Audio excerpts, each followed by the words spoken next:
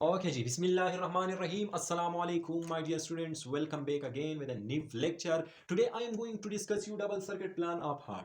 As we know that heart is a muscular organ which pump blood. अब ये blood move करती है blood vessels के अंदर two close path में. एक ये deoxygenated blood हार्ट से जाती है लंग्स की तरफ, वहां पे ऑक्सीजनेटेड हो जाती है और वापस हार्ट की तरफ आती है. एक क्लोज पाथ ये बन जाती है जिसमें ब्लड जाती है लंग्स को और फिर वापस हार्ट को. और दूसरा ऑक्सीजनेटेड ब्लड हार्ट से निकलती है और चलती है बॉडी टिश्यू तक, वहां पे ऑक्सीजन डिलीवर करती है टिश्यू को और वापस आती है टुवर्ड द हार्ट. एक क्लोज पाथ ये बन जाती है. तो इसी तरह ब्लड मूव करती है बॉडी के अंदर टू सर्किट में, डबल सर्किट में. ओके जी, इसको हम कहते हैं डबल सर्किट प्लान. अब मैं इसको एक सिंपल डायग्राम के थ्रू आपको समझाने की कोशिश करता हूं.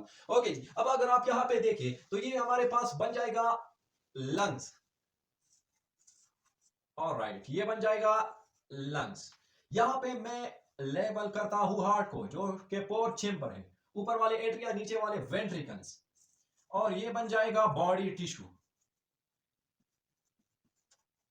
As we discussed that blood is moving in a double circuit. तो सबसे पहले हम बात करते हैं डीऑक्सीजनेटेड ब्लड की. Deoxygenated blood from the ventricle will enter into, we have discussed it earlier.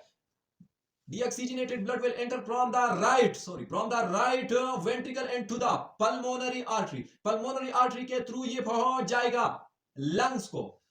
वहां पर ये कार्बन डाइऑक्साइड को डिफ्यूज आउट करेगा इनटू लंग्स एल्वेलाई को, और वहां से ऑक्सीजन डिफ्यूज हो जाएगा इनटू द ब्लड यहां पे ऑक्सीजनेटेड हो जाएगा और फिर ये वापस पल्मोनरी वेन के थ्रू एंटर्ड हो जाएगा इनटू द लेफ्ट एट्रियम. तो अगर आप देखें यहां पे ब्लड निकलती है हार्ट से और चलती है लंग्स की तरफ और फिर वापस हार्ट तक आती है. एक सर्किट हमारे पास ये बन जाता है. और दूसरा, ये ऑक्सीजनेटेड ब्लड एंटर्ड हो जाएगा लेफ्ट एट्रियम को, लेफ्ट एट्रियम से ये पास हो जाएगा through bicuspid valve into the left ventricle. फिर लेफ्ट वेंट्रिकल से ये एओर्टा को जाएगा और फिर आर्टरीज, आर्टरी से आर्टीरियोल और फिर कैपिलरी. यहां पे ये ऑक्सीजन डिलीवर करेगा इनटू द टिश्यू और वहां से कार्बन डाइऑक्साइड एंटर हो जाएगा इनटू ब्लड.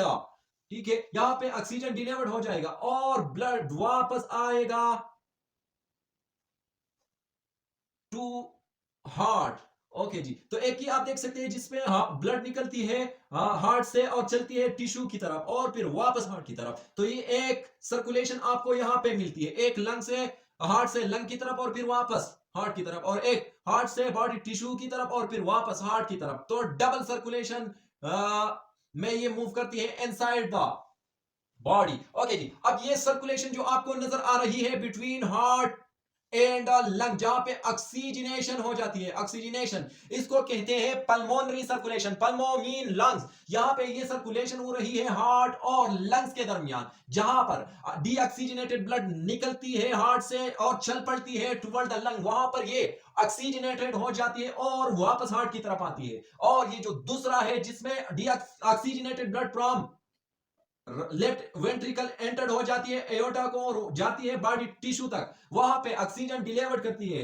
डीऑक्सीजनेशन हो जाती है, ऑक्सीजन डिलीवर्ड हो जाती है इनटू द टिश्यू और वहां से कार्बन डाइऑक्साइड ब्लड के अंदर आ जाती है और ये वापस आ जाती है हार्ट की तरफ. तो इसको कहते हैं, जो सर्कुलेशन हार्ट और बॉडी टिश्यू के दरमियान हो रही है, इसको कहते हैं सिस्टेमिक सर्कुलेशन. अब इस डायग्राम के थ्रू जो मैंने आपके लिए ड्रॉ किया है, इसके थ्रू मैं आपको सारा मैकेनिज्म डिटेल के साथ डिस्कस करने वाला हूं.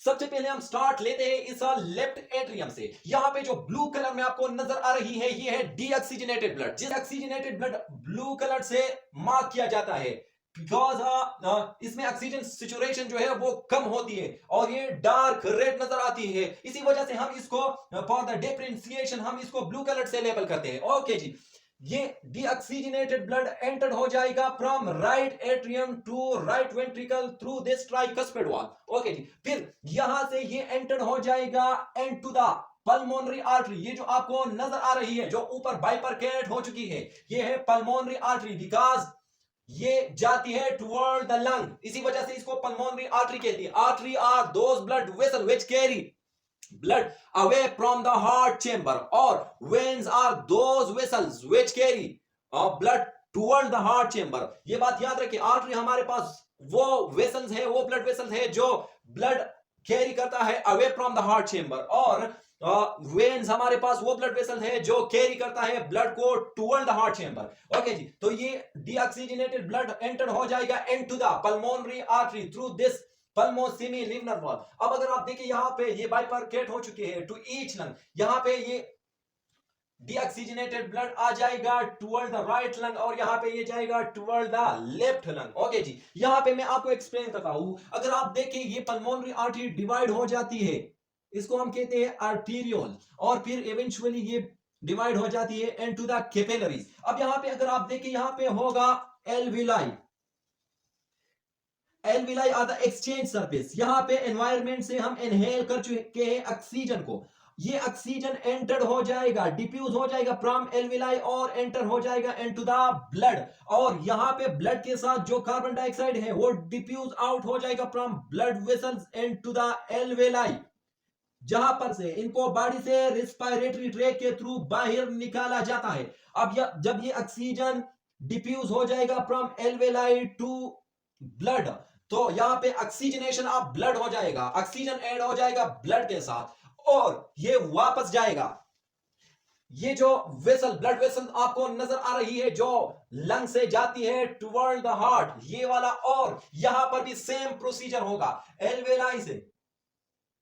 एल्वेलाई से ऑक्सीजन जाएगा, डिफ्यूज हो जाएगा एंड टू ब्लड, और यहां पर जो कार्बन डाइऑक्साइड है वो डिफ्यूज आउट हो जाएगा and to the alveoli from blood capillaries. Okay जी, यहां पर भी ऑक्सीजनेशन हो जाएगा और ऑक्सीजनेटेड ब्लड इस ब्लड वेसल्स के थ्रू आ जाएगा and to the heart. Okay जी, टुवर्ड द हार्ट। अब ये वेसल जो ऑक्सीजनेटेड ब्लड को कैरी करता है फ्रॉम लंग टू हार्ट, ये वाला, इसको कहते हैं पल्मोनरी वेन। अब पल्मोनरी वेन के थ्रू ये ब्लड, ऑक्सीजनेटेड ब्लड एंटर हो जाएगा into the right left atrium, into the left atrium, और लेफ्ट एट्रियम से ये चला जाएगा into the left ventricle through this bicuspid और माइट्रल वेल्व।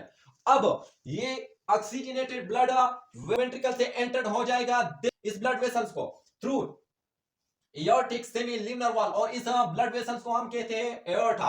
अब एयोर्टा से ये बात याद रखिए, यहां पे जो आपको नजर आ रहा है, यहां एयोर्टा, एयोर्टा से 3 आर्टरीज निकलती है जो ऊपर की तरफ ब्लड लेके जाती है ऊपर रीजन को, नेक, हेड, और इस जो 4 लिम्स आपको नजर आ रही है इसको, तो इस इन 3 आर्टरीज को हम बाद में डिस्कस करने वाले हैं। अब सिर्फ सिंपल डायग्राम के थ्रू मैं आपको समझाने की कोशिश करता हूं कि ये ऑक्सीजनेटेड ब्लड जाएगा ऊपर रीजन को, हार्ट से ऊपर वाला रीजन उसकी तरफ, और हार्ट से जो नीचे वाला रीजन है उसकी तरफ। ओके जी, तो एयोर्टा से ये जाएगा आर्टरीज के अंदर, ठीक है, ऑक्सीजनेटेड ब्लड, ये ऊपर वाला रीजन जिसमें 4 लिम्स, नेक और हेड रीजन आता है, यहां तक जाएगा, और ये नीचे की तरफ भी आ जाएगा, नीचे वाले रीजन को, हार्ट से जो नीचे की रीजन है उसकी तरफ भी ऑक्सीजनेटेड ब्लड लेके जाएगा। मैं सिंपली कह सकता हूं कि बॉडी टिश्यू तक ही ऑक्सीजनेटेड ब्लड लेके जाएगा। ओके जी, अब ये जाएगा वहां पे जो सेल्स या टिश्यूज मौजूद होते हैं, वहां ये ऑक्सीजन डिलीवर्ड करेगा, ऑक्सीजन जाएगा into the cells for respiration, oxygen enter हो जाएगा फ्रॉम, ये आप देख सकते हैं आर्टरीज, आर्टरी से फिर आर्टीरियल, और फिर इवेंचुअली ये फाइनलाइज हो जाएगा into a network of channels या वेसल्स जिसको हम कैपिलरीज कहते हैं। कैपिलरीज से ये ऑक्सीजन डिफ्यूज हो जाएगा और चला जाएगा सेल्स तक, और वहां पे जो कार्बन डाइऑक्साइड बनती है वो एंटर हो जाएगा इनटू द कैपिलरीज। ओके जी, फिर यहां पे भी ऐसा हो जाएगा और ऑक्सीजन डिलीवर्ड हो जाएगा टू द सेल्स, ऑक्सीजन चला जाएगा और कार्बन डाइऑक्साइड जो सेल्स के अंदर बनती है वो चला जाएगा from the cells to the blood capillaries. Okay जी, फिर ये कैपिलरीज कन्वर्ट हो जाएगा वेन्यूल्स के अंदर, ये आप देख रहे हैं वेन्यूल्स के अंदर, और वेन्यूल्स वेन के अंदर, और वेन वेना केवा, तो लोअर रीजन से जो डीऑक्सीजनेटेड ब्लड जिसने ऑक्सीजन डिलीवर्ड किया है टू सेल्स और कार्बन डाइऑक्साइड रिसीव कर चुका है, ये लोअर रीजन से आएगा हार्ट के राइट एट्रियम को थ्रू इंफीरियर वेना केवा, और ऊपर वाले रीजन से ये डीऑक्सीजनेटेड ब्लड आएगा through superior vena cava into the right atrium, और राइट एट्रियम से ये चला जाएगा राइट वेंट्रिकल को, और अगेन ये साइकिल रिपीट हो जाएगा। अब अगर आप देख सकते हो तो ये हमारे पास 2 सर्किट मूवमेंट है। किस तरीके से, अगर यहां पे आप देखें, एक ये नजर आ रही है आपको लंग्स और हार्ट के दरमियान, और एक ये नजर आपको आ रहा है हार्ट और बॉडी टिश्यू के दरमियान। तो ये जो लंग्स और हार्ट के दरमियान सर्कुलेशन हो रही है इसको कहते हैं पल्मोनरी सर्कुलेशन, और जो हार्ट और बॉडी टिश्यू के दरमियान सर्कुलेशन ऑफ ब्लड हो रही है इसको कहते हैं सिस्टेमिक सर्कुलेशन। सो अगर आप देखें बॉडी के अंदर ये डबल सर्किट प्लान चल रही है, ब्लड मूवमेंट करती है इन टू क्लोज पाथ, इसको हम कहते हैं double circuit plan.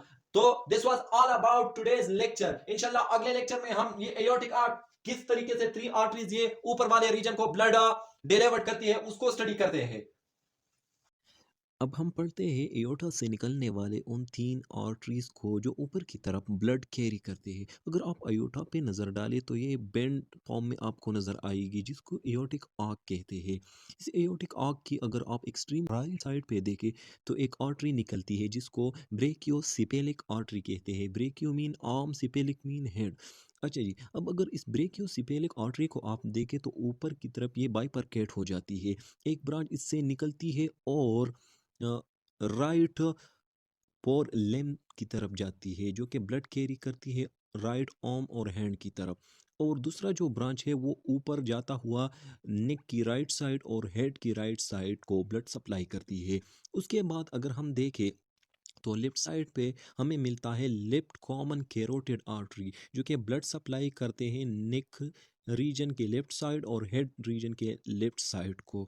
Extreme left side पे आपको मिलती है लेफ्ट सबक्लेवियन आर्टरी जो कि ब्लड सप्लाई करती है लेफ्ट आर्म और हैंड को यानी लेफ्ट पोर लेम को। तो ये 3 ब्रांचेस इस तरीके से ब्लड सप्लाई करती है अपने रिस्पेक्टिव रीजन तक।